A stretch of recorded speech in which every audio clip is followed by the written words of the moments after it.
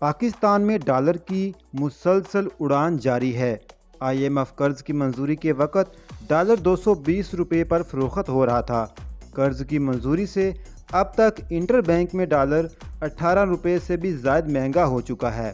تجزیہ کاروں کا کہنا ہے کہ ملکی معیشت شدید مشکلات میں گری ہوئی ہے۔ ڈالرز کی کمی اور درآمدی ادائیگیوں کے باعث ملک سے ڈالر تیزی سے ختم ہو رہا ہے، جبکہ اربوں ڈالرز لانے کے حکومتی دعوے ابھی تک حقیقت کا روپ نہیں لے سکے۔ یہی وجہ ہے ڈالر کی قدر ہر گزرتے دن کے ساتھ بڑھ رہی ہے۔ آج اگر ڈالر کی بات کریں تو انٹر بینک میں امریکی ڈالر کی قدر میں مزید 1 روپیہ 9 پیسے کا اضافہ دیکھا گیا ہے، جس کے بعد امریکی کرنسی 239 روپے پر ٹریڈ کر رہی ہے۔